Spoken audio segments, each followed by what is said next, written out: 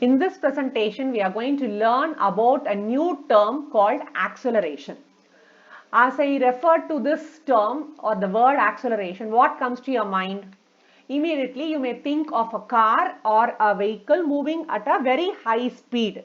Am I right? But according to physics, acceleration means change in velocity. We already know that velocity is a vector quantity which has both the magnitude and the direction. Rather, velocity is a vector quantity which is nothing but the speed specified with the direction, right? So, if there is a change in the speed or direction, then we say that there is a change in velocity, and that is the case of acceleration. So, acceleration means change in velocity. And we already know that velocity is the speed specified with the direction, and if there is a change in speed or change in direction, then we say that there is a change in velocity and the body is said to accelerate. So how can you change the velocity? You can change the speed, or you can change the direction, or you can do both. Then you will be able to change the velocity of a moving body, and in that case the body is said to accelerate. So how will you change the speed? Either you can increase the speed, or you can decrease the speed, or you can change the direction. So in these three ways by which you can change the velocity of a moving body. So these are the three ways by which you can change the velocity. If you either increase or decrease the speed, or if you change the direction of the moving body, then you say that the velocity changes, and so we can say that as an example of a body accelerating. Now you are already familiar of these parts in a vehicle or a car that will help you to accelerate, that is change the velocity. You already know that if you apply an accelerator, when you press the accelerator, the speed of the moving vehicle or the car increases.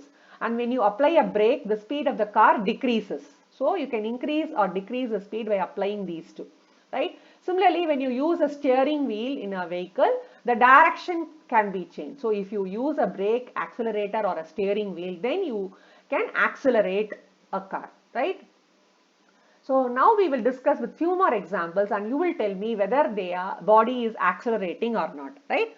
Now here we have the first example where we have a car moving at a uniform speed, say about 30 km per hour towards north in a straight line. A uniform speed is maintained. And in the second incident, we have a bicycle racer moving in a uniform speed in a circular path, right? Second example. The third example, a ball which is thrown is being caught. And in the fourth example, a ball is thrown up and it is just coming down. So these are the four examples, and you will tell me whether these are the examples of acceleration. As you already know the definition, or what is acceleration? Change in velocity. Now you tell me whether this is first example is an example of an acceleration. No. Why? Because the car covers a constant speed. I mean, it maintains a uniform speed, that it covers a 30 kilometer distance for every 1 hour. So it maintains a uniform speed. So the motion is uniform. There is no change in direction also.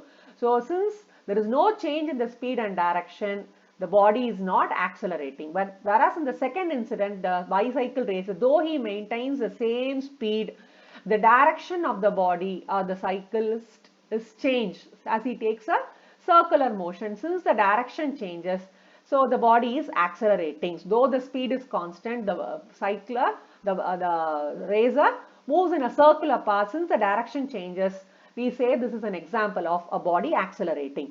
Similarly, a body or a ball with a certain speed is caught by you. So it becomes zero when you catch it. So you are decreasing the speed and you make it zero by catching it, right? The speed is more than zero before, and after the catch the speed becomes zero. So since you have reduced the speed, this is an example of decreasing speed. So this is called actually deceleration. We will discuss about that in the next retardation in the next videos.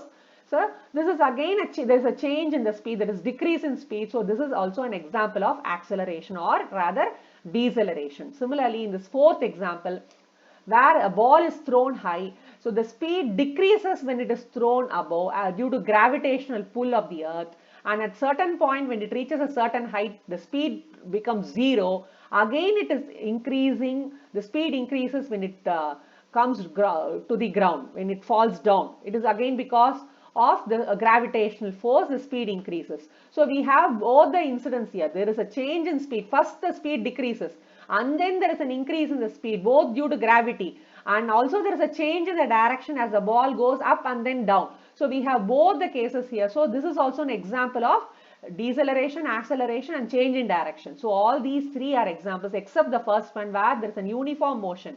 Since there is a uniform speed maintained, we say this is not an example of acceleration, whereas the other three are the examples of accelerating body, right? So now we have one more slide to explain. So if there is a speed changes but the direction remains constant when a ball is thrown down.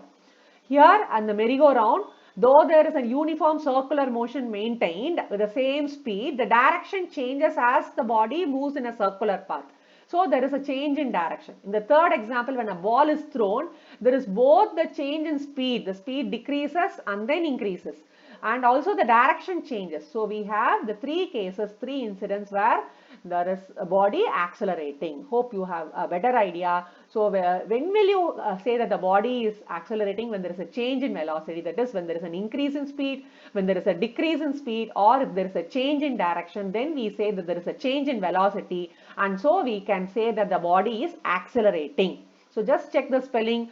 Make sure that you learn the spelling of acceleration properly. Now we will look into the definition of acceleration.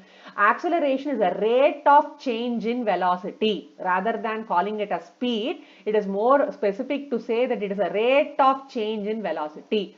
So as you already know that if a definition starts with the term rate, then the denominator should be time taken, right? So change in velocity by time taken is acceleration. So rate at which the velocity changes in per second. What is the rate of change in velocity is defined by the term acceleration.